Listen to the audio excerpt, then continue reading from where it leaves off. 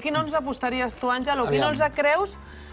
No sé si has fet l'11 pensant amb el cap de Luis Enrique o l'11 que tu alinearies. Tinc el meu i el de Luis Enrique és gairebé similar. Hi ha dos posicions que ballen una mica. Aquí el tenim. Òbviament a la porteria Ter Stegen. En defensa, Alves, Piqué, Mascherano i Adriano. Al mig del camp, Busquets, Rakitic, Iniesta. I davant, Arda, Munir i Neymar. Llavors, i ara m'explico.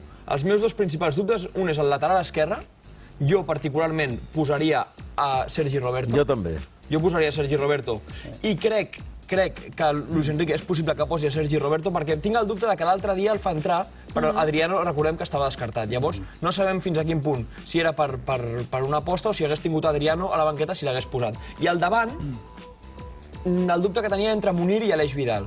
Finalment, em decantaré per Munir perquè Aleix Vidal porta 2 partits seguits sent titular i amb tota aquesta història de les rotacions i tot això crec que no seria molt positiu exigir-lo tant. I en aquest dibuix d'entrada jo el poso així, però no dubtaria que Neymar caigui una mica cap al mig i Munir i Arda vagin intercanviant-se les bandes, perquè la clau de tot això és que Messi no està.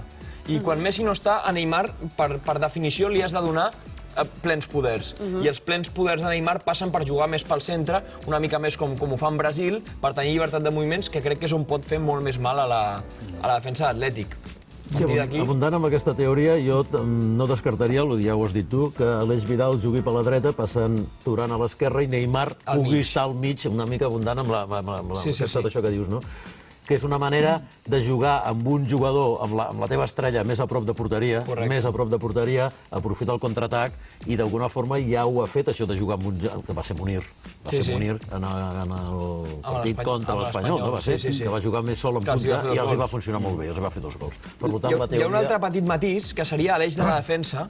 Jo m'he apostat per Piqué i Mascherano, però tenim l'opció de Vermaelen, que entraria en el lloc de Mascherano. Recordem que Piqué està sancionat per jugar contra el Màlaga. Per tant, Mascherano haurà de jugar contra el Màlaga. A mi aquests partits Vermaelen em posen una mica nerviós. Només una cosa, el que diu, i deixo, és l'alçada. A Duriz va fer molt mal a la Supercopa. Però estava Vermaelen. Estava Vermaelen, però estava... Exactament.